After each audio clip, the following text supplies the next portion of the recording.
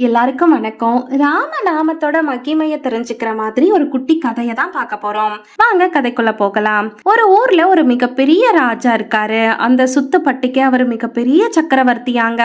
அவருக்கு அவரோட மந்திரியோட காட்டுக்கு போறது ரொம்ப பழக்கமா வச்சிருந்தாராம். ராஜாக்கு பெருசா வேட்டையாடுறதுலாம் விருப்பம் இல்லையாங்க. ஆனா அவருக்கு அந்த மந்திரியை எப்பயும் கூடயே வச்சிட்டு இருக்கணும்னு ஆசையாம். அதனால எப்ப வேட்டையாட போனாலும் மந்திரியவும் கூட கூப்பிட்டுட்டு போவாங்களாம். அந்த மந்திரி ஒரு சரியான ராம பக்தராங்க. நேரம் கிடைக்கும் போதெல்லாம் ராம நாமத்தை சொல்லிக்கிட்டே இருப்பாராம். காட்டுல 2 பேரும் ரொம்ப தூரம் அலைஞ்சு வேட்டையும் சரியாவே நடக்கல. கலப்புல ராஜாக்கும் மந்திரிக்கும் உடம்பு ரொம்ப சோர்வுங்க. கொண்டு போன தண்ணியும் தீந்து போச்சுங்களா. 2 பேருக்கும் பயங்கர பசி. அப்படி இருக்கும்போது தூரத்துல ஒரு சின்னதா ஒரு குடிசை தெரியுதாங்க. உடனே ராஜா மந்திரி கிட்ட சொல்றாரா, வா வா நம்ம 2 பேரும் போயிட்டு அங்க ஏதாவது பசிக்கு கிடைக்குதான்னு பாக்கலாம் அப்படின்னு சொல்றாங்க. ஆனா மந்திரியோ ராஜா கிட்ட, ஐயோ எனக்கு பசிதான், ஆனா என்னால நடக்க கூட சுத்தமா முடியல. நான் இந்த மரத்தடியிலேயே உட்காந்து ராம நாமத்தை சொல்லிட்டு இருக்கேன். எப்படியும் அது என்னோட பசிய போக்கிடும் அப்படின்னு சொல்லிட்டு ராம நாமத்தை சொல்ல ஆரம்பிச்சுட்டாராம். ராஜாவுக்கு மந்திரி மேல பயங்கர கோபங்க.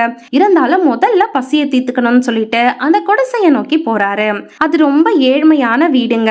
அங்க ஒரு பாட்டி கிழிஞ்ச ட்ரெஸ் எல்லாம் போட்டுட்டு இருந்தாங்களாம். ராஜா இருந்துட்டு அந்த பாட்டி கிட்ட, அம்மா ரொம்ப பசியில இருக்கேன், எனக்கு சாப்பிட ஏதாவது கிடைக்குமான்னு கேட்க, அந்த பாட்டி வயிறார சாப்பிடுங்கன்னு சொல்லி ராஜாக்கு ஒரு தட்டுல சோறு குழம்பு பொரியலும் வச்சு கொடுக்குறாங்க. ராஜாவுக்கு அந்த நேரத்துக்கு அது தேவாமிர்தமா இருந்துச்சாங்க. சாப்பிட்டுட்டு தண்ணி எல்லாம் குடிச்சு முடிச்சுட்டு, அம்மா என் கூட இன்னொருத்தவங்க வந்திருக்காங்க, அவரும் பசியில தான் இருக்காரு, கொஞ்சமா இன்னும் கொஞ்சம் சோறு கொடுக்குறீங்களான்னு கேட்கும் பொழுது, தாராளமா எடுத்துட்டு போப்பா, நான் வேற வடிச்சுக்கிறேன்னு சொல்லிட்டு ஒரு தட்டுல சாப்பாடு குழம்பு பொரியல் எல்லாம் போட்டு கொடுக்குறாங்க. ராஜா அதை எடுத்துக்கிட்டு ஓடி போய் மந்திரி கிட்ட கொடுத்துட்டு நடந்ததை எல்லாத்தையும் சொல்றாரு.